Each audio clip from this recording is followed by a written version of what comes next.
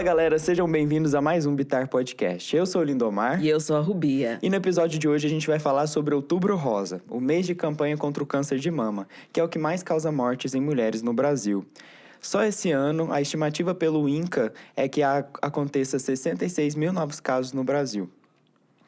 E para bater esse papo, hoje temos como convidadas a doutora Adriana Boareto, que atua no campo da ginecologia e obstetrícia, e também com a Silvânia Fala Sil, que após o diagnóstico do câncer, criou um canal e se tornou uma comunicadora sobre o assunto. Sejam bem-vindas. Obrigada. Bem-vindas, meninas. Acho que pra gente começar esse bate-papo, a gente pode começar falando sobre o que é a campanha de Outubro Rosa, né? É uma campanha onde as pessoas falam mais sobre o câncer de mama para ter uma conscientização ou geralmente acontecem ações também? Acontecem ações. Geralmente, durante o Outubro Rosa, as prefeituras disponibilizam uma maior quantidade de exames de mamografia, existem mamógrafos móveis. Então, em alguns locais, às vezes até em praças públicas, são disponibilizados aparelhos de mamografia para que as mulheres acima de 40 anos tenham maior acesso e mais disponibilidade em estarem fazendo o exame de mamografia, que é uma importante ferramenta de diagnóstico do câncer de mama hoje. Certo. E o que seria o câncer de mama? O câncer de mama é uma doença que atinge as mamas das mulheres, principalmente a partir dos 40 anos de idade. É mais incidente em mulheres na pós-menopausa, ou seja, depois dos 50 anos de idade, mas que recentemente nós temos notado que está aparecendo cada vez mais precocemente. Então, em mulheres cada vez mais jovens. Nós estamos vendo aí mulheres de 30, 35 anos com câncer de mama hoje em dia. E é uma doença que, apesar de ser muito grave e de ter um índice de mortalidade muito alto, ela, se for diagnosticada precocemente, tem um índice de cura muito bom. Sim. Tem tratamento, tem cura e a mulher consegue viver uma vida plena, normal, livre da doença. Então, por isso que nós cada vez mais reforçamos a importância do diagnóstico precoce do câncer de mama. Sim. E o câncer de mama, ele tem algum sintoma? Não. Ele apresenta algum sinal? Às vezes, ele é completamente assintomático. Mas o autoconhecimento da mulher, o fato dela conhecer o seu corpo, dela conhecer suas mamas, dela se tocar, dela fazer o autoexame, muitas vezes ajuda no aparecimento de um pequeno nódulo, de alguma coisa que faça com que ela procure o atendimento para fazer o diagnóstico. Sim. Silvânia, no seu caso, como que foi o diagnóstico? Como que foi essa descoberta? Então, realmente ele é sintomático, mas no meu caso, eu tive sintoma. No meu caso, eu senti ele latejou. Eu já estava sentindo um incômodo, eu tinha ido viajar e eu senti que os meus seios estavam doloridos. Nós que somos mulheres, né? Eu falei assim, tá chegando aquela fase da mulher, então deve ser por isso. Estava dolorido, estava pesado, diferente, né? Mas eu cheguei de viagem e já queria procurar um médico, conversei com meu marido, a gente queria... Estava na hora de pensar em engravidar, né? Eu tinha feito bariátrica para engravidar. Isso numa quarta-feira. No sábado, o marido viajou. Quando eu voltei para dentro de casa, quando eu pisei, latejou. Sabe? Latejou. E foi quando eu senti de fazer o autoexame. Fiz o autoexame e localizei o nódulo. E como ela falou, é tão importante você procurar a orientação na hora. Então, assim, na hora eu já entrei em contato com a secretária do meu médico, que na época era Marluce, secretária do Dr. João Tomás. Ela já me orientou. Segunda-feira você vem, pega o pedido de mamografia, faz e já entra para o consultório do Dr. João com a mamografia em mãos. Porque até então você realizava o autoexame ou não? Para ser muito sincera, não. Mas eu fazia todos os outros exames. Mas a gente tem um hábito de, às vezes, a gente passar batido de alguma coisa nessa correria que a gente tem, né? E eu não fazia. Mas, assim, hoje eu falo da importância da gente se conhecer, da gente conhecer o nosso corpo, acha alguma coisa de diferente, você procurar saber o que é. Sim. E no meu caso, é tão interessante que a mamografia, ela deu negativa. A mamografia negativa, o ultrassom possível câncer, a biópsia por punção negativo. Quantos anos você tinha? 42. Tinha acabado de fazer... Eu fiz bariátrica com 40, com 42 eu queria engravidar. Eu casei tardia, né? Casei com quase 33. E aí, assim, o meu foi hormonal. Foi um susto, porque eu fui a primeira da família com histórico de câncer. A minha família, parente, ninguém da família, ninguém. Tinha nada, né? Então, a gente leva um susto, mas eu sempre fui uma pessoa que trabalhei na área da saúde, inclusive trabalhei em Santa Clara também. Trabalhei muitos anos na área da saúde, acredito muito na medicina, acho de extrema importância, né? Sim. Sou uma pessoa de muita fé, mas acho que a gente tem que ter tudo, né? Aquilo que é do homem tem que fazer, é nosso papel. Sim. E dá um medo, mas tá com medo, vai com medo mesmo. E como é esse autoexame? A gente falou sobre autoexame, mamografia. Como que funciona cada um deles? Então, durante muito tempo, era objeto de propagandas ensinar a mulher a fazer um autoexame. Aquela coisa de levar a mão atrás da cabeça, no chuveiro e apalpar as mamas. Hoje a gente sabe que mais importante do que ter uma técnica para realizar o autoexame, é importante o autoconhecimento.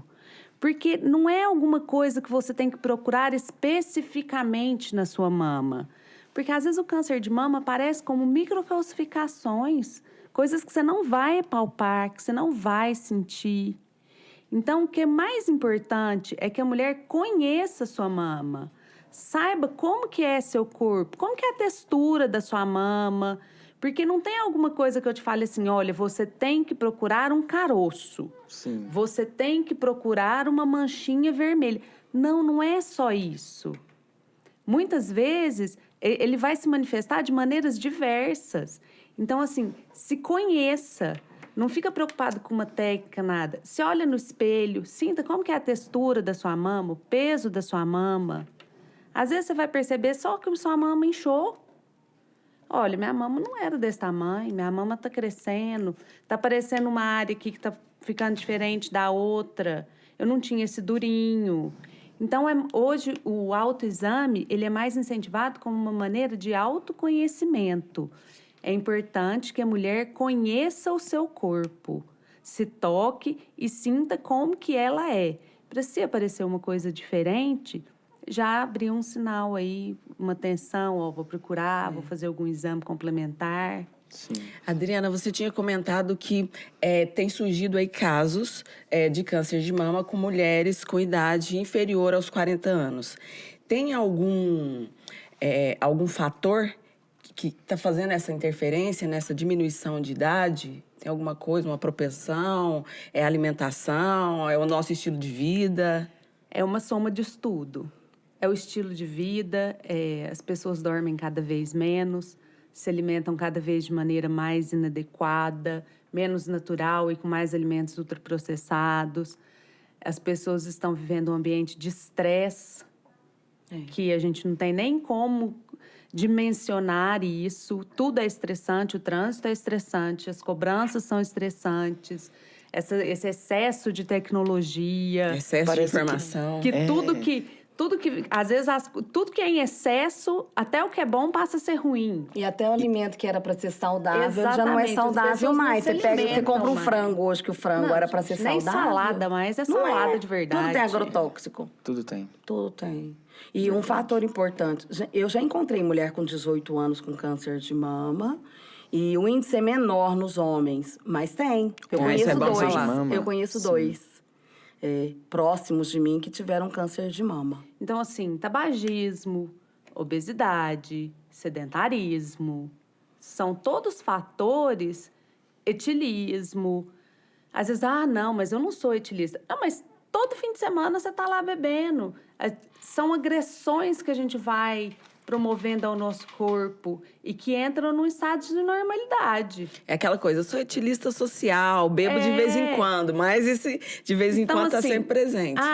Então você tá falando que você não pode fazer mais nada? Não, gente, calma, não é isso. Mas assim, nunca mais eu posso beber? Não, não é. Mas que são coisas que te agridem? Te agridem. E que na somatória de um todo, acabam fazendo com que a gente acabe desenvolvendo isso de uma maneira mais precoce. Esses seriam os fatores de risco, então. Alguns dos. ambientais, Alguns né? ambientais, Porque sim. tem os fatores genéticos, tem os fatores constitucionais, Sim. exposição hormonal. Então, assim, eu tenho uma chuva de meninas com 14, 15 anos, que às vezes nem iniciaram atividade sexual, que chegam no consultório pedindo anticoncepcional. Entendeu? Uso É prolongado, pra né? pele. Eu tenho mãe que chega e fala assim, doutora, pode dar eu quero que ela tome anticoncepcional injetável para não ter risco de esquecer, porque vai começar a sair sozinha, eu não quero correr risco de engravidar. Então, assim, são muitas coisas. Acaba não pensando nos efeitos colaterais disso, né? Você tenta socorrer de um lado e acaba que você piora do outro. Então, são coisas que a gente tem que pôr na balança e ver qual que é a real necessidade. Então, a causa do câncer de mama seria isso, esses hábitos, alimentação. Algumas.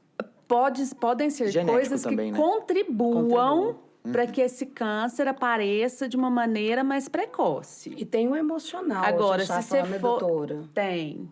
O Às vezes, psicológico pessoas que afeta. passam por traumas e que entram no estado de depressão, às vezes, e que isso acaba prejudicando o status imunológico e permitam com que esse câncer apareça. Porque o que é um câncer?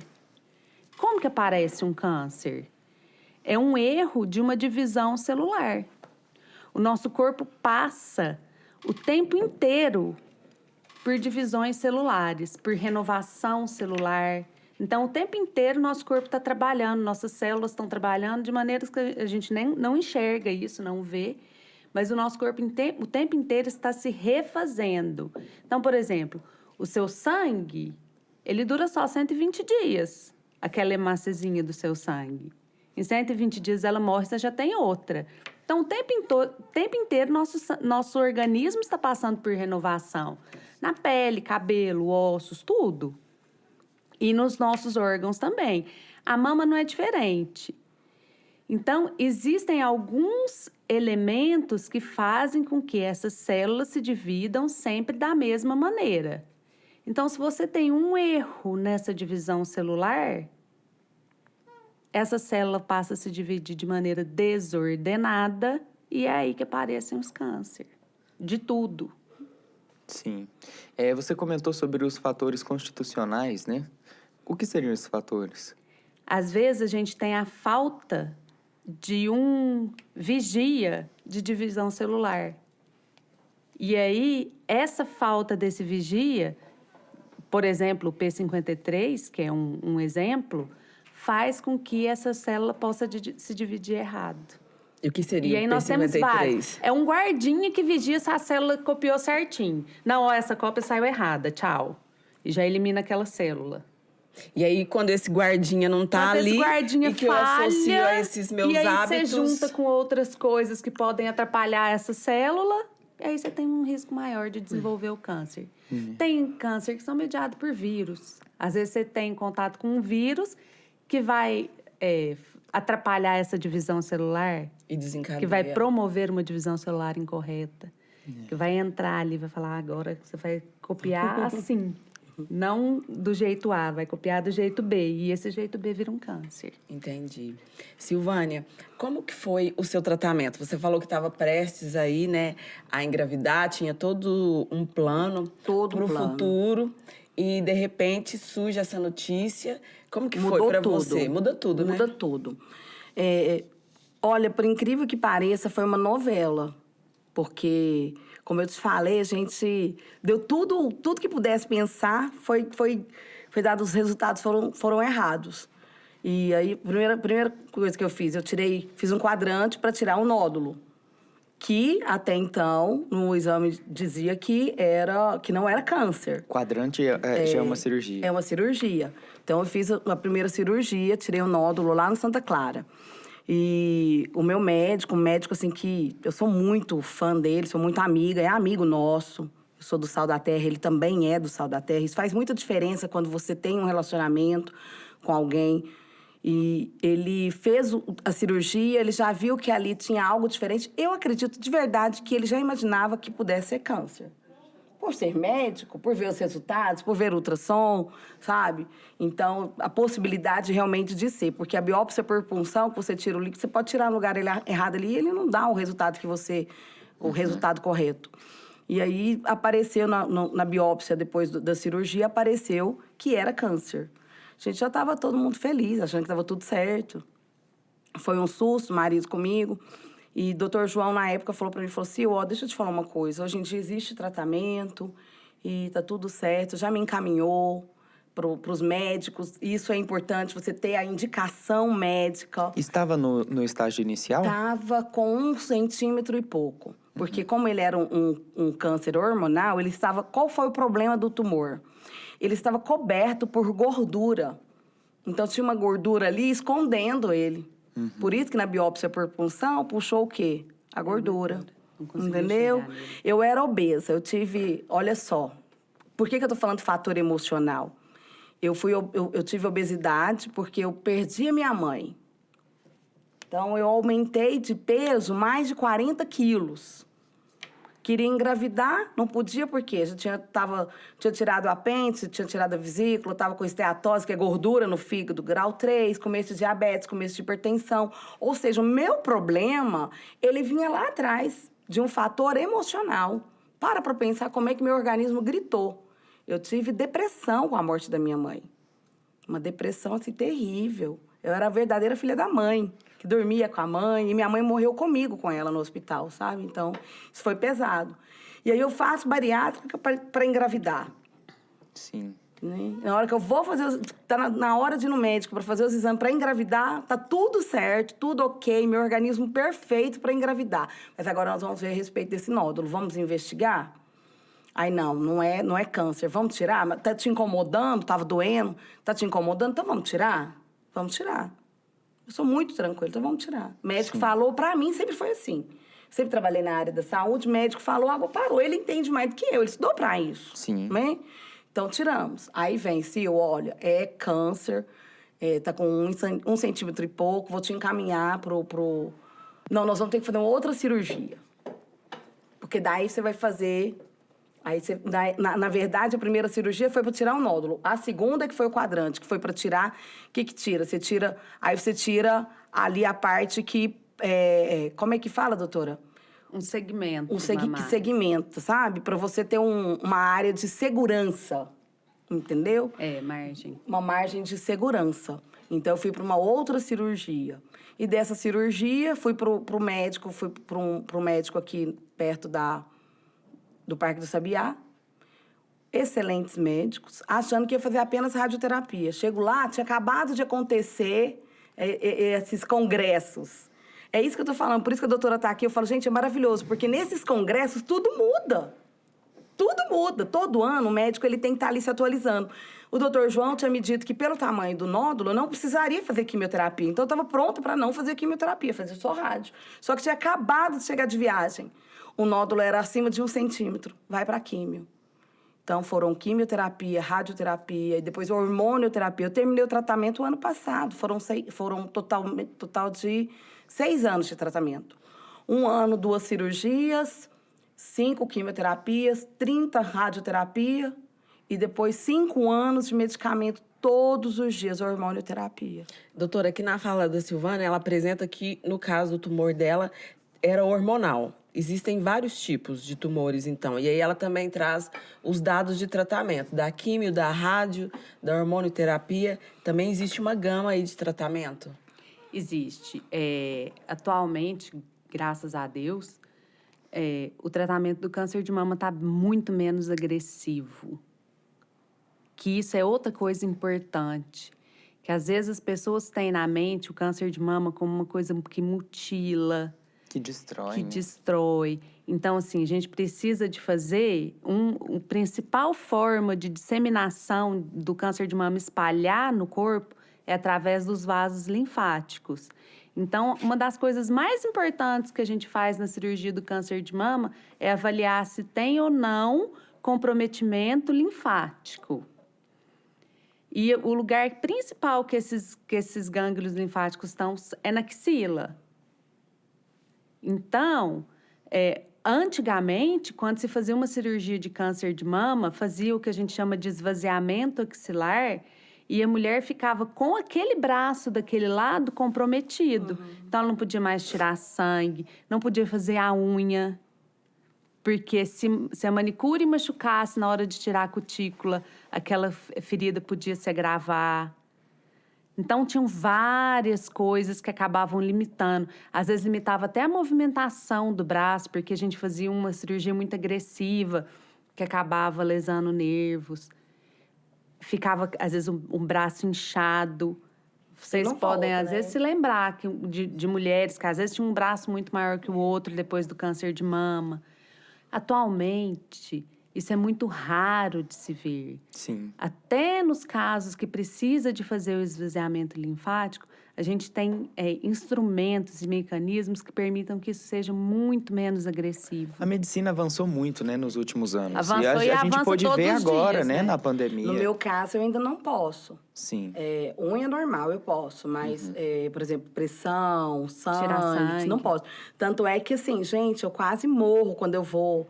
Quando eu preciso tirar sangue, eu tenho aquela coisa, nossa, eu desmaio, eu tô ferrada, como é que eu faço? Eu sempre pensei, será que não tem uma pulseirinha, alguma coisa que a gente possa colocar ali para avisar que, pelo amor de Jesus Cristo, não encoste no meu braço direito?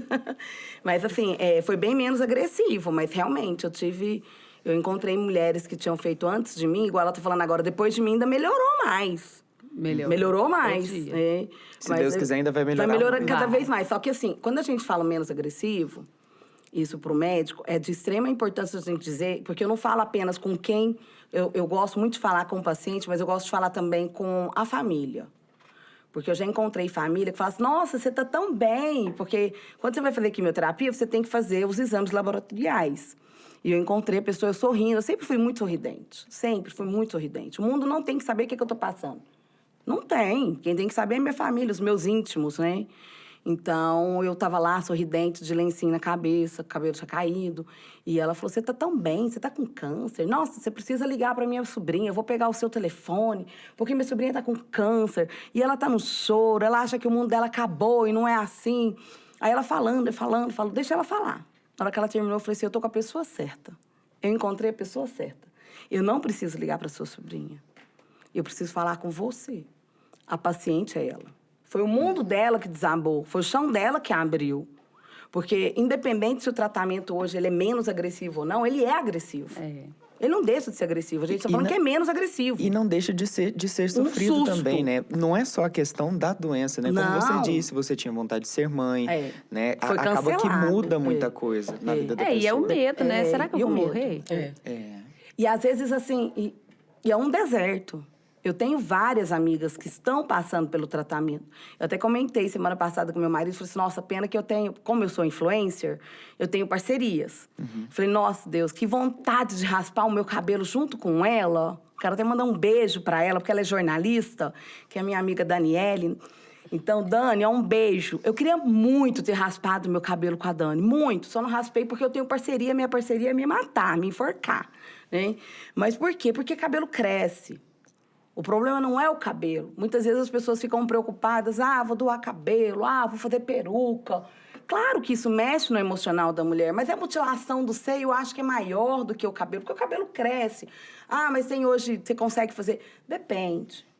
O que o governo oferece não é aquilo que a mulher precisa exatamente. Sim.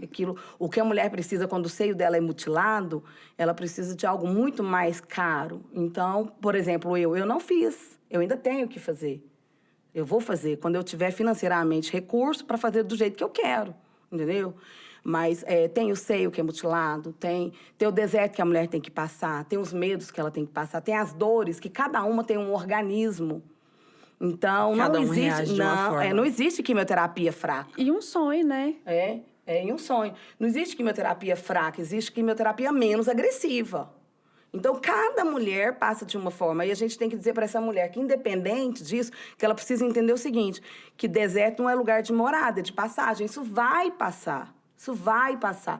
Mas você dizer para ela que aquilo lá não é sofrido...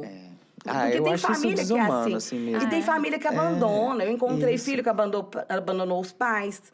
Eu encontrei esposo que largou a esposa com um filho de 4 anos de idade. Por porque conta a mulher, disso. porque a mulher estava com câncer. O momento que ela mais precisa. Quero aproveitar e mandar um beijo para minha razão. Meu marido, meu maior parceiro, gente. Meu marido chegava segunda-feira, dia de químio, ele estava comigo. Ele ficava comigo. A importância dessa rede de apoio, né? Essa rede de apoio, principalmente dentro da sua casa. Porque cada um reage de um jeito. Eu sou super comunicadora. Eu, quando eu tô com dor, quando eu tô com raiva, quando eu tô triste, eu não quero conversar. Você entendeu? Eu só quero meu canto. Então, eu fazia assim, se você pegar lá depois e assistir, eu fazia assim, 2. Ou seja, estou na segunda. Terminou, acabou o papel. Desliga, fone no ouvido, Netflix. Não quero conversa. Enquanto não acabar a quimioterapia. Porque eu estava ali pé da vida. Pé da vida. Poxa, eu vou passar por isso aqui. Eu passei por uma bariátrica para poder engravidar. Meu sonho morreu. E eu falar isso, você fala, às vezes as pessoas ficam se te julgando. Sabe, você tem um convênio. Ah, você tem Deus, você tem que ter fé. Mas você pode que não sei o quê, adotar que não sei o quê. também. Não, eu recebia mensagens Não é ter empatia, né? absurdas. Lindomar, você não tem noção. Você já perguntou pra Deus qual foi o pecado que você cometeu pra você ter câncer? Falei, vai ler a Bíblia, vai ler o livro de Jó. Sabe? Eu ouvia cada coisa. Você tá usando câncer pra aparecer, porque eu falo assim, surgiu do câncer. Surgiu do câncer. E ai de mim, que ou eu usava o câncer pra aparecer, pra vencer, ou o câncer me matava. Não é matar que a gente fala, não é o físico. Mas morrer por dentro, isso é a pior morte que existe, quando você não consegue ser resiliente. Sabe? Você entender que tem propósito pra tudo, você conseguir fazer daquilo ali surgiu a palestra, daquele ali surgiu o Falacil, daquele ali surgiu a capelania, que eu fui cuidar de filhos dos outros, fui ser mãe de filhos que são órfãos de pais vivos. Sim. Então eu tenho que procurar uma saída. E as pessoas, assim, elas não pesam, elas não pesam mesmo, Não. assim. Se tá muito pesado, se tá leve na fala. E elas não se colocam no lugar que você tinha vontade de ser mãe. Você tinha vontade de ter um filho dentro de você, de gerar aquele filho. E aí as pessoas, ao invés de elas compreenderem dessa Acolher. forma, elas vão tentar buscar outras formas de você enxergar aquilo de uma maneira diferente. E aí isso vai pesando cada vez mais no seu Mas eu fiz psicológico, tantas né? amizades boas. Então, Como pessoas boas que iam na minha casa, que nunca tinham me visto na vida. Iam levar lenço, iam levar bolo. Eu não podia falar que eu quero isso. Chegava na minha casa. Fiz muitas amizades boas. E financeiramente, o câncer quebra a gente financeiramente. A sua alimentação, ela tem que mudar. A alimentação muda. A medicação, porque, por exemplo, eu tenho muitas alergias. Eu tenho rinite, eu tenho sinusite, então a quimioterapia, ela ataca muito as alergias. Eu gastava uma fortuna na farmácia. Gente, eu tô falando de uma pessoa que tinha um convênio médico bom. Essa foi a sua rede de Convênio onde a apoio. medicação vinha na minha casa. Agora, você para pensar as pessoas que dependem do poder público. Por mais que a gente tenha um hospital do câncer maravilhoso em Uberlândia, não é verdade? Mas tem medicação que não tem coisas que não consegue alimentação. E a gente tem esse hospital aqui, tem outras regiões do Que país que não tem. Não tem. E aí, doutora, o SUS está preparado, o Sistema Único de Saúde, está preparado para atender a demanda, já que os casos no Brasil são alarmantes? Infelizmente, não. Infelizmente, nós temos uma demanda maior do que nós temos capacidade de atender, sim. Ainda existe. Para o câncer é tratado como prioridade no SUS. Então, pacientes oncológicos de qualquer tipo de câncer têm prioridade em atendimento. Mas falta medicamento, quebra aparelho. E aí, até que tenha recurso para que isso seja consertado. Então, infelizmente, nós ainda temos muito entrave, muita gente que morre porque não conseguiu o tratamento adequado, muito caso que se agrava porque não foi tratado e não foi atendido da maneira adequada que deveria ser. e tem a questão Isso do ainda é avanço da realidade. medicina também, né? A medicina tem avançado muito e o SUS não fica tão para trás assim, não. Sim. Nessa questão oncológica, assim, o que mais peca são na parte das cirurgias reparadoras. E o fator... A cirurgia de curativa, o tratamento a gente tem.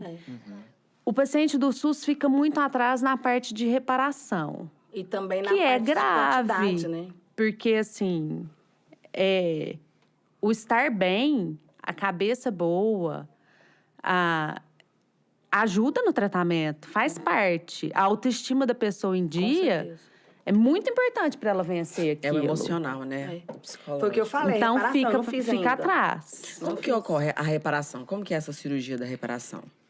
Então, vai depender do estágio que foi feito o diagnóstico e do tipo de cirurgia que vai ser necessária. Mas, por exemplo, tem mulheres que que quando faz o diagnóstico, dependendo do tipo de câncer, já é indicada, inclusive, a mastectomia profilática do outro lado. Então, isso é uma realidade. Retira-se... Então, tem mulher que está com câncer na mama esquerda Retira e que já faz a mastectomia direita também. Por quê? Porque sabe que o risco dela ter um câncer na outra mama é muito grande, então é válido que se retire aquela mama profilaticamente para que não tenha.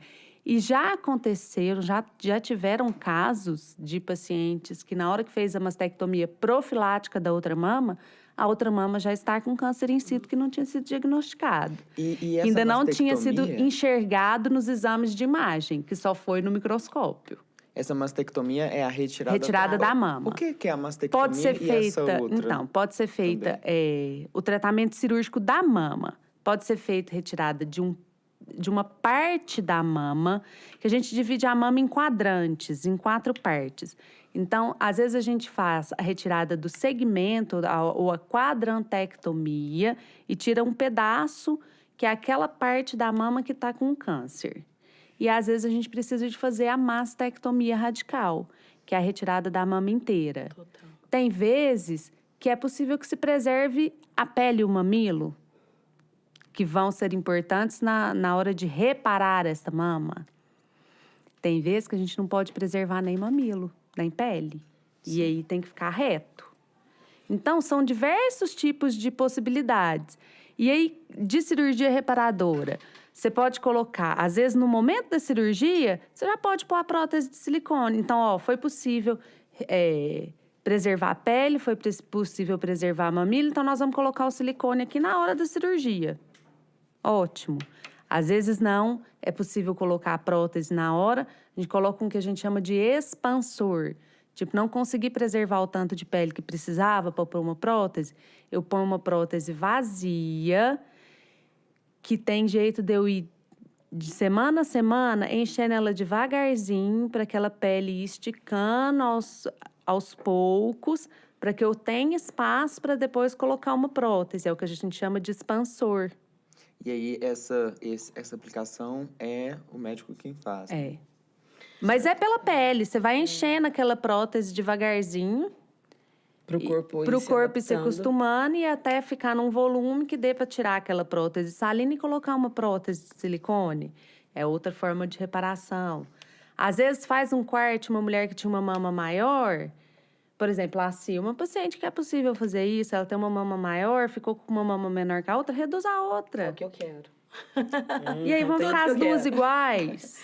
Vai fazer Porque reparação. essa assimetria, dependendo do tamanho, inclusive, causa problema na coluna.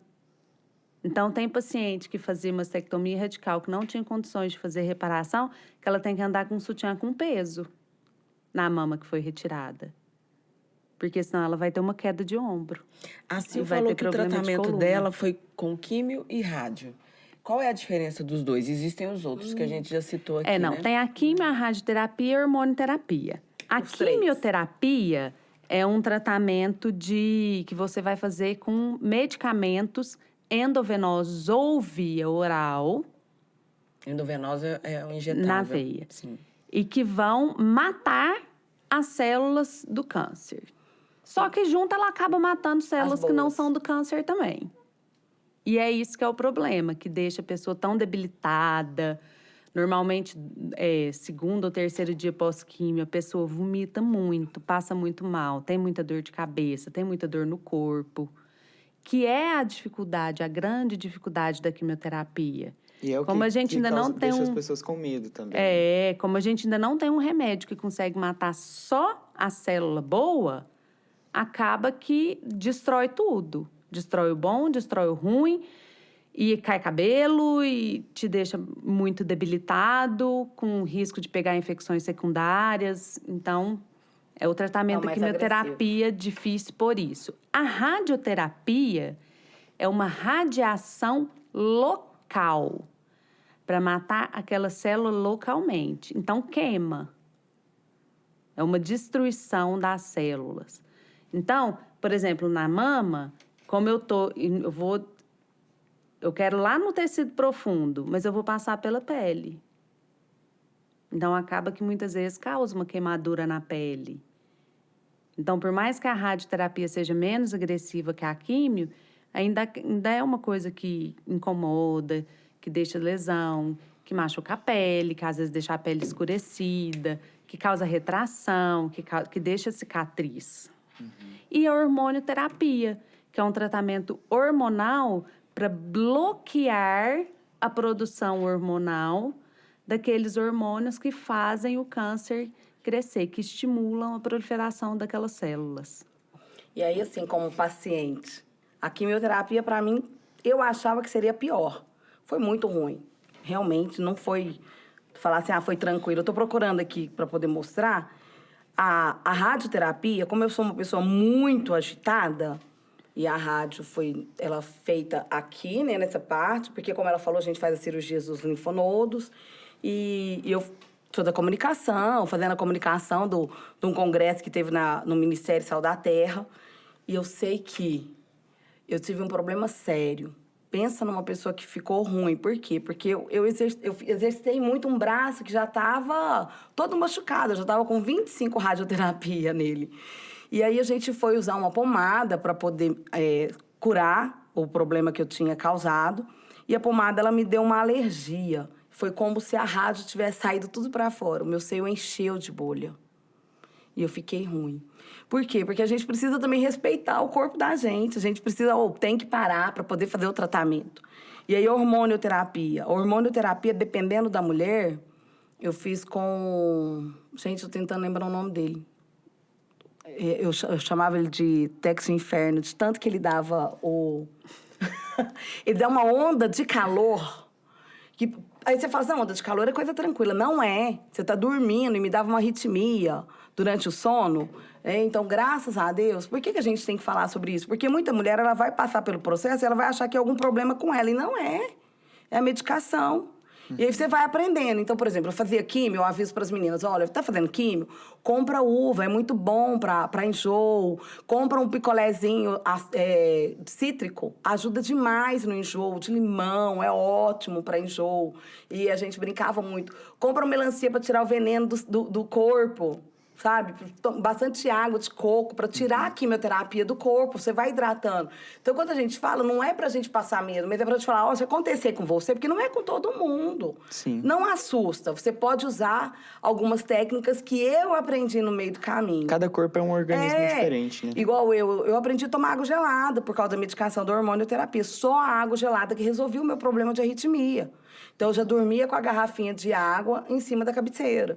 Uma amiga minha que estava fazendo tratamento na mesma época que eu me ensinou, Sil, eu pego uma compressa, molho ela e eu durmo com ela no meu corpo. Ela me ajuda a temperatura do meu corpo.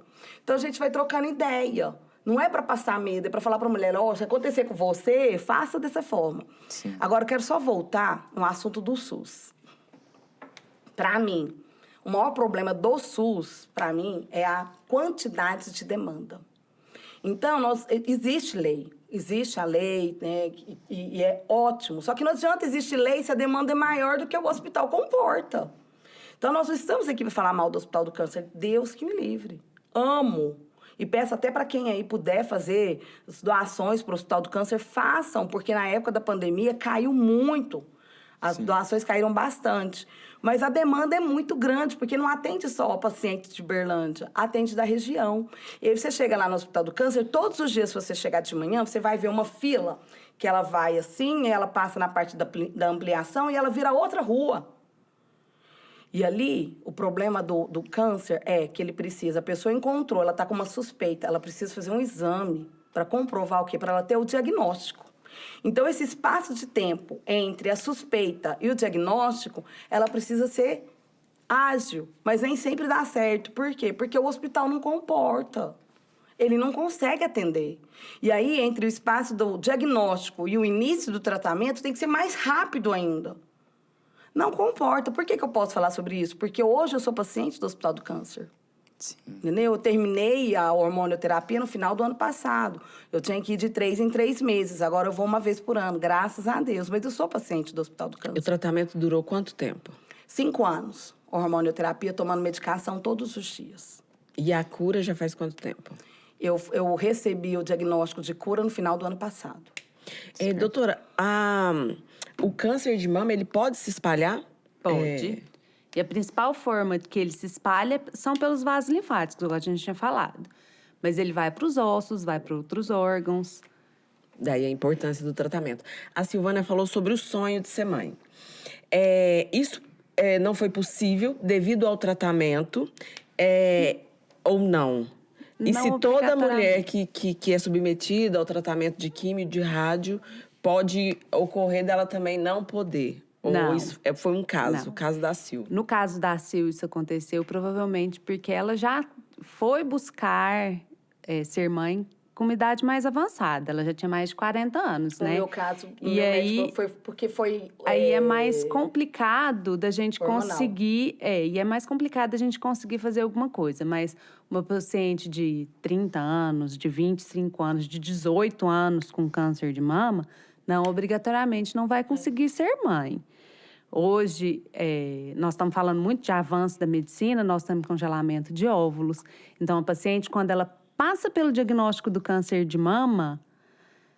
vai fazer o tratamento, é uma paciente que ainda não tem filhos, é uma paciente em idade reprodutiva? Peraí, vamos congelar seus ovos. Vamos fazer uma reserva de óvulos aqui, para que depois, depois do tratamento, depois da cura, se você quiser, você vai poder engravidar.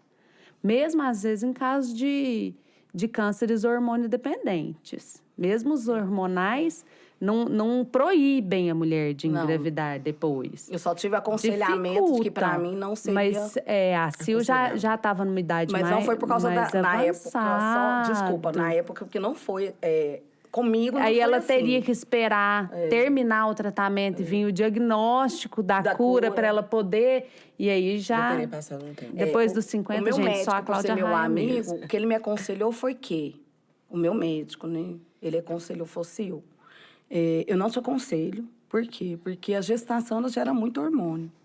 Então, pode ser que o câncer possa voltar. Então, eu acreditei e também já entrei, por incrível que pareça, pela idade também, claro, na quimioterapia eu já entrei na menopausa química. E aí, logo após, eu já entrei com a menopausa precoce. É um risco que se tem. Por isso que a gente congela óvulos das pacientes antes delas começarem o tratamento. E, doutora, assim, mesmo tendo uma predisposição, uma certa predisposição, é possível reduzir o risco de ter o câncer de mama? É possível. É possível impedir.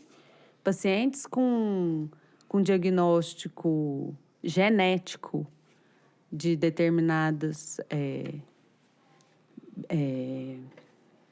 por exemplo, BRCA1, 2 positivo, irmã com câncer de mama, mãe com câncer de mama, mastectomia profilática. Foi o caso da Angelina Jolie? O caso da Angelina Jolie, por exemplo, é um. Porque preventivo. isso vai vindo na genética, né? Isso vai vindo. Ela foi- É assim, ela foi a preventiva. chance dessa mulher ter câncer de mama é 90%. E essa- Não, ela não vai ter, então. Vamos fazer lá, E existe uma tira a discussão- glândula mamária, já bota um silicone no lugar e tá tá. tudo certo. Sim. Mas isso é uma coisa que hoje no SUS não é acessível. Isso não é a realidade da maioria das pessoas, não. Pelo contrário, é a minoria mesmo que tem condições tanto de fazer esse tipo de diagnóstico. Aqui em Uberlândia, inclusive, eu posso estar mal informada, mas eu acho que não é feito. Em Barretos, eu sei que pacientes jovens, os familiares são chamados para fazer teste genético. Mas aqui eu acho que não faz. Mas é um mapeamento genético, mapeamento da pessoa que genético. tem como saber várias doenças? Tem como saber, no caso do câncer de mama, tem como saber se aquela pessoa vai ou não vai ter o câncer de mama. Tem como saber se ela tem ou não tem o guardinha. Mas hoje a gente já tem algum sistema de mapeamento de doenças, assim, na Tem. medicina? Tem. Bacana. Só não é acessível. Só não é acessível, acessível. infelizmente. Essa é a grande Aliás, é bem problemática, pouco né? acessível. Tanto em questões de quem faça, de quem forneça esse serviço, quanto questões de quem tem condições de pagar para fazer. Então, fazendo um arrematado assim geral, né? As formas de exames são o autoexame, a mamografia, tem algum outro? Não, é importante eu deixar aqui uma coisa que eu quero falar e deixar bem claro. Toda mulher tem direito à mamografia anual a partir dos 40 anos de idade.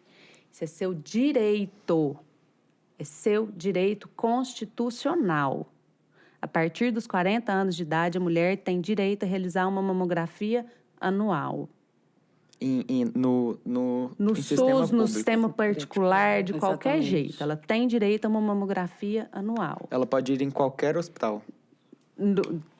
Pode em qualquer lugar. Sim. É porque tem alguns convênios que ainda estão querendo aí bloquear. Não, é seu direito fazer todos os anos. A partir dos 40 é anual, pronto, acabou. Porque tem algumas sociedades internacionais que estão falando em mamografia bianual.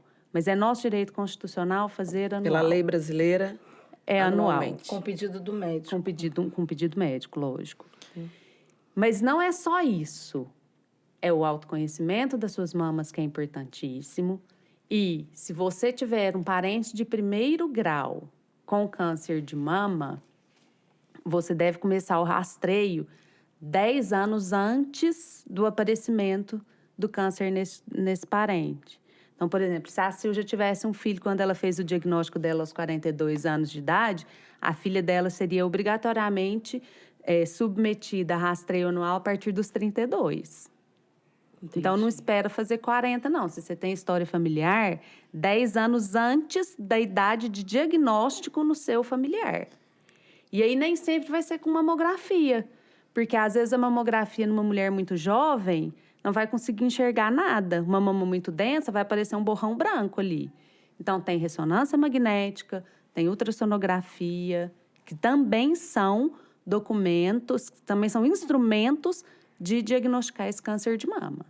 A gente sempre fala aqui no podcast, quando a gente recebe um assunto assim mais voltado para a saúde, que a saúde ela tem que ser cuidada, assim, senão de 6 em 6 meses, anualmente pelo menos, né? Sim. Porque pelo menos assim um exame de sangue para ver como que tá ali, para você acompanhar seu corpo, porque a saúde ela é o combustível para você fazer tudo. Sem saúde você nem levanta da cama, né? Então acho que as pessoas precisam, além de ter consciência sobre as doenças, ter consciência do quanto a própria saúde é importante. Porque a gente esquece, assim, no dia a dia, né? A gente fala, vou pra academia, vou comer saudável. Você faz isso não porque você quer ficar bonito, blá, blá, blá, né?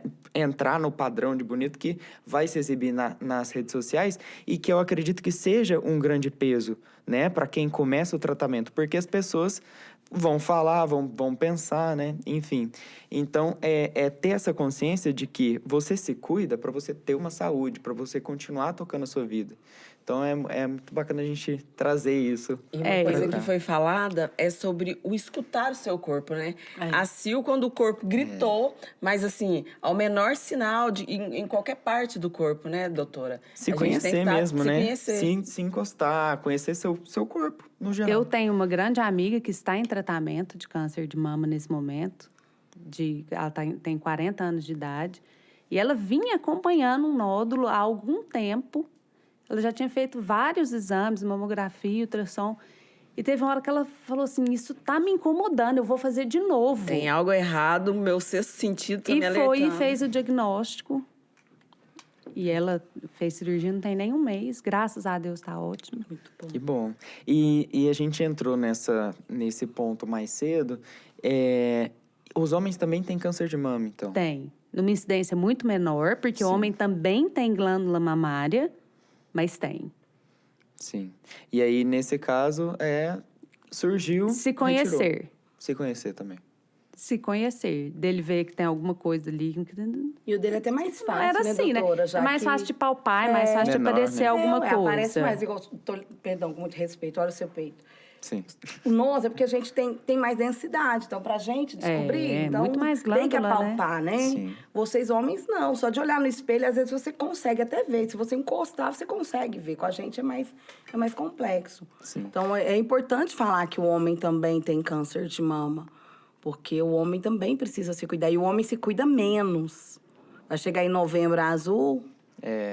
O homem se cuida menos. Meu marido, gente do céu. Meu marido pra ir no médico. Tem uma Eu certa vou pegar- resistência, Eu né? acho que eu vou ter que pegar ele pela mão, sabe? Que já faz um tempo que eu tô, amor, vamos fazer exame. É só tem que ele faz o laçar. exame, Tem- né? Não é? Sim. O homem vai laçado. Mas a mulher, estão todas convidadas a uma vez por ano procurarem seu ginecologista, não só pela questão da saúde das mamas, mas da saúde em geral. O ginecologista é o médico que cuida da saúde da mulher de uma forma geral. Então, gente, não deixe de exercer seu direito de procurar pela sua saúde. Ô, Sil, foi através, né, da descoberta, do diagnóstico, do tratamento que você criou o seu canal, se tornou uma influenciadora. Conta pra gente como que foi esse processo. Quando eu descobri, logo que eu fiz a bariátrica, o meu Facebook explodiu. Gente, podia ter 5 mil amigos. E eu queria falar sobre o assunto, eu não conseguia falar, não conseguia alcançar mais pessoas. Então, eu tive a ideia de criar um canal. A princípio, uma página no Facebook. Mas que nome colocar? E aí o nome surgiu em homenagem, para mim, o maior radialista que o Brasil já teve, que foi o seu Zé Bétio. Fala, Zé. Falo sim. A minha prima é casada com o filho único dele. Eu tive a honra de conhecer, cresci ouvindo o seu Zé Bétio. Então, foi uma homenagem em vida. Ele faleceu, já tem uns 3 anos. Então, eu quis fazer sobre isso. Fala, Sil. Vamos falar de quê? Vamos falar sobre a importância da prevenção. Sempre trabalhei na área da saúde. Tem pouco tempo que eu saí dessa área. E eu sempre trabalhei, sempre achei importante. O último lugar que eu trabalhei foi no HCO, com o Dr. Zé Marcos, na área de oftalmologia. E o Dr. Zé Marcos falava muito sobre a importância da prevenção. Né? Então, eu aprendi com ele, lá era do marketing, eu falava, gente, eu preciso colocar isso em prática. Isso que eu aprendi sobre a importância da prevenção. Sobre não ter medo, tá com medo, vai com medo mesmo, vamos fazer o que tem que fazer. E foi dessa forma. E eu fiz o Fala Sil para falar sobre isso. E uma amiga minha, jornalista, a Yolanda Carneiro, a Yolanda falou, Sil, é mais do que isso. O Fala Sil não pode ser só isso. Você gosta de ajudar as pessoas, você gosta de... Você gosta de inspirar, você gosta de colocar utilidade pública, vagas de emprego, você gosta de tudo, de informação. Então, vamos ampliar? E a gente foi ampliando. Surgiu o blog, surgiu o Instagram, hoje com quase 1 milhão de alcance, no orgânico. E foi crescendo. E eu fui aprendendo, fui correndo atrás. A gente tem que buscar... É muito importante você ter ali a pessoa técnica na área para falar sobre o tema. O médico é a pessoa mais adequada para falar sobre o tema. Mas também tem que ter a vivência para você inspirar outras pessoas. Para falar, olha, para mim também não foi fácil, porque tem gente que tem... Eu racho e tem gente que acha que fala, Sil... Outro dia um amigo meu tomou um lanche comigo e falou, Sil do céu, recebi mensagem assim que eu tô rica agora, que eu tô andando só com gente rica. Tem gente achando que você tá rica. Não tô. Mas por quê? Porque as pessoas, elas têm uma ideia diferente da gente. Então, a gente tem que inspirar. Eu tive que fazer bazar para poder pagar minhas contas. Eu tive que correr atrás. E é assim, a vida da gente é essa. Então, que a gente possa ir... Sou palestrante, tenho algumas palestras agendadas. Ministro tanto em igreja, escola, ministro em empresas. Onde precisar, a gente vai. Então, é isso. @FalaSil. @FalaSil. Já tá aí. E você, Adriana, quando foi que te deu assim um toque? Falei assim, eu quero ser médica. Desde sempre. Eu Desde sou sempre. filha de médica. Eu cresci dentro do hospital. Cresci de verdade, porque minha mãe enfiada lá dentro, trabalhando o dia inteiro. Eu saía do inglês e ia pro hospital esperar minha mãe para me dar carona, que eu preferia ficar lá dentro do que ir embora a pé ou de ônibus. Aí eu ia para dentro do hospital, então eu cresci nesse ambiente. Eu sempre quis ser médica, eu sempre gostei. Minha mãe também é ginecologista. Quando eu entrei na faculdade, quando eu estava durante o curso, eu ainda pensei em seguir outras especialidades, mas a saúde da mulher, o poder cuidar da mulher, a ginecologia é uma área muito ampla. abrange desde o nascimento do bebê, aquela hora mais importante quase da nossa vida, né? Que é a hora que a gente tem filho, que é aquele momento de mudança brusca, até o cuidar da saúde, que eu gosto muito de trabalhar com mulher saudável. Eu adoro a minha paciente que vai lá no consultório, me traz os exames, eu posso falar assim, tá tudo ótimo, bem, né? pode voltar só o ano que vem. Eu acho sensacional e trabalhar essa prevenção e voltar no próximo ano. E isso eu amo. E tem a área cirúrgica também, que eu sou cirurgiã e eu não precisa nem falar, adoro, amo. É a área que eu acho que eu mais gosto, é a parte de cirurgia ginecológica. Isso tudo você se identificou... Eu te interrompi. Não, vai. Você se identificou durante a faculdade. Durante o curso. Sim. Que eu fui percebendo que era a área que eu teria mais... Seria mais ampla para mim, seria ginecologista, porque cuida exatamente da saúde da mulher como um todo. Bacana. Que ótimo. Aqui você tem uma pós-graduação em cirurgia minimamente invasiva. Isso. Como que é esse universo? Já que a gente falou tanto aqui do avanço tecnológico, né? É isso. É o ser cada vez menos agressivo. É o poder curar cada vez gerando menos traumas, menos lesões. Menos dor. Então, Menos tempo de hoje é recuperação. o poder tirar o útero sem ter que abrir a barriga. Olha, que interessante, né? É o poder curar um pólipo de dentro do útero da paciente sem precisar tirar o útero Seria por vídeo? por vídeo. Fantástico. Então, são coisas... É o tratamento a laser que a gente tem para melhorar a qualidade de vida da mulher na menopausa, para melhorar a qualidade de vida sexual da paciente pós-câncer. Conversar com ela. Então, assim, nós temos... Já vou marcar minha Já vamos consulta. agendar. Já Pois vou é. marcar minha consulta. Nós Ela temos já muita vai fazendo a coisa agenda depois que sair o podcast. A doutora Adriana já vai fazendo a agenda Aqui, dela. ó, isso aqui. Então, tem muita coisa nesse minimamente invasivo. Sim. E mulher que entende de mulher. Muito respeito a você, sabe, Lindomar? Mas é uma Claro. coisa que... Tem coisa que não tem como. Que só nós entendemos. Algumas dores que a gente vive, alguns desafios. Que a mulher já nasce vivendo esses desafios. Né? São tantos desafios que o corpo da gente grita. Já quero marcar minha consulta. Então, é isso. Eu fico pensando aqui, né?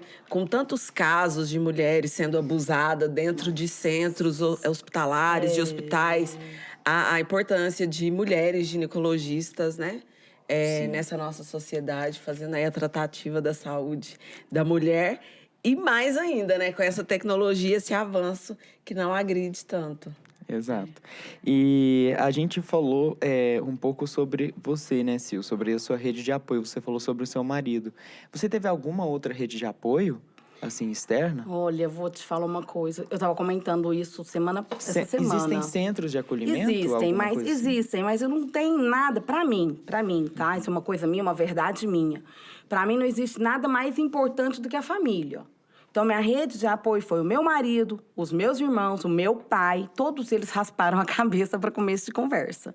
O meu pai sempre estava enchendo a minha geladeira com as coisas que eu precisava. E, assim, com muito, muito carinho, o meu pastor. Eu estava falando sobre ele. Ele é casado com a minha prima. E era uma coisa assim, é incrível, independente do líder espiritual que você tenha, sabe? Se ele é um pastor, se ele é um padre, se ele é alguém. Porque a fé, ela faz parte da nossa vida, ela precisa fazer parte da nossa vida. Pra mim, é uma parte essencial. E a minha família, meu marido foi a pessoa mais importante comigo, o meu pai, os meus irmãos e o meu pastor. Toda a quimioterapia, ele estava lá comigo. O meu pastor estava lá, terminava, toda semana ele ia lá. Tinha dia que eu chegava lá em casa, eu não queria conversar, porque eu estava com dor, eu não estava bem, mas ele estava lá. Ele estava lá, sabe? Levava uma coisinha, levava outra, ele estava lá. Então, essas coisas, elas assim, a gente não esquece. Meu pai trocou minha geladeira sem perguntar se eu queria trocar minha geladeira. Porque a geladeira era pequena e ele queria comprar frutas, ele queria comprar verduras, ele queria comprar as coisas e não cabia. Quando eu vi, ele estava trocando a minha geladeira. De repente, outra Tava geladeira. lá outra geladeira, né? Então, tem coisas na vida da gente que eu fico emocionada, porque não tem preço. Não tem preço. Então, o que eu falo, gente, pelo amor de Deus, você que é família, você que é marido, você que é filho, Gente, por favor, isso é essencial. O paciente, a gente sabe que o meu marido, o meu momento de dor era quando eu estava no banho. Eu chorava ali e meu marido aproveitava que eu estava chorando no banho para chorar lá no quarto. Porque a gente era a força um do outro. Como nós não temos filhos, nós só temos cachorro, o Duque e o Luke, a gente pode nem chorar perto do Duque e o Luke, eles ficam loucos. Então era o nosso momento de dor. Mas isso, para mim, é algo assim, eu choro de alegria. De saber que eu tive essa rede de apoio, que eu pude contar com a minha família, que eu pude contar com o meu pai, que eu pude contar com meus irmãos, que eu pude contar com o meu pastor, sabe? Claro que tiveram outras pessoas, né? Foram muitas as pessoas que me apoiaram. Eu sou muito grata a Deus por tantas e tantas pessoas que me apoiaram, por tantas amizades que eu fiz. Mas essas são as pessoas essenciais na minha vida e vão ser para sempre. E se eu me esqueci de alguém, eu peço perdão. Mas essas são as pessoas que são a minha base. Meu marido, meu pai, meus irmãos. Ah, perdão, Jesus. Já lembrei. Claro. O Christopher e a Jennifer. Porque eu não tive filho, mas eu tenho meus filhos do coração, os meus sobrinhos. A Jeninha me ajudava a dar banho. O Christopher fazia comida para mim. Hoje, inclusive, ele mora comigo. Então, mas são família. São a família, sabe? Eu encontrei muito abandono. Muito abandono. E eu acho que já é tão doloroso o tratamento, já é tão sofrido que o paciente passa. Mas o mais importante que ele precisa ter, muito mais importante do que dinheiro, muito mais importante do que qualquer coisa no planeta Terra, o que a gente precisa ter é acolhimento, é amor. Você não precisa entender a dor do outro. Você não precisa entender, você só precisa acolher. Só precisa estar ali, próximo. Bacana. Que ótimo. Que bom, que bonito, né? Obrigada. Meninas, foi muito bacana esse bate-papo, assim, muito inspirador, assim, gerou muita força, né? E eu espero que é isso que consiga transmitir para as mulheres, para as meninas, para os homens também, que vão assistir, vão se conscientizar e vão ajudar a conscientizar as mulheres ao redor. Porque eu acho que é isso, a informação, quando ela não afeta a gente diretamente, por mais que afete menos, a gente tem que ajudar as pessoas, né? Eu acho que a gente tem que ter essa visão do todo. Então, foi um papo muito inspirador, um papo muito completo, muito bacana. Ah, que bom. E a gente, no final, a gente sempre deixa para vocês deixarem um recado para quem está assistindo. Porque, por mais que o nosso podcast seja voltado para jovens aprendizes, que também é importante, né? Com Aprender certeza. a cuidar da saúde, se conscientizar sobre o Outubro Rosa, enfim. Muitas pessoas escutam no Spotify, no Deezer e também assistem no YouTube. Então, se vocês pudessem deixar uma mensagem para as mulheres, para as pessoas, principalmente para as mulheres, né? Porque a gente está falando de Outubro Rosa. O que vocês deixariam? Cuidem-se, exerçam o seu direito de cuidar da sua saúde e não se esqueçam que o câncer de mama tem cura. Sim. Então, se acontecer com você, não se desespere. Tem cura e cuide sempre da sua saúde, porque o seu corpo é o bem mais precioso que você tem. Eu quero deixar um abraço enorme para os meus seguidores do Fala Sil, para as minhas amigas mulheres aí, que são as amigas da Sil, que são mulheres que a gente trabalha com acolhimento. E para você que está assistindo, eu quero dizer para você que câncer tem cura. Né? Como eu digo sempre, deserto não é lugar de morada, é lugar de passagem. Tá com medo, vai com medo mesmo. Vai nessa força. E quero deixar para você um versículo que diz: seja forte e corajosa. Seja forte e corajosa. Tudo passa, gente. A gente só precisa encontrar uma força que existe dentro da gente. Você não sabe a força que você tem até que a sua única opção é ser forte. Muito bonito, muito legal. Tem uma mensagem também, Rubi? Não, pra também. deixar para as Acho que mulheres? acho que elas já falaram tudo, né? A importância de se cuidar, a importância de se conhecer, a importância de buscar o seu direito para você ir acima dos 40 anos, do exame, da mamografia anual. E também com a Sil aqui da questão da coragem, né? Foi ótimo o papo. A gente só tem a agradecer. Muito obrigada, Adriana, Silvânia. Eu que agradeço a oportunidade. É isso, acho que a gente vai Honra. ficando por aqui, né? Se cuidem, homens também. Se cuidem. Vamos se cuidar todo mundo pra gente ter saúde e força cada vez mais. Então a gente vai deixando essa deixa e até o próximo episódio. Tchau, tchau. Até mais.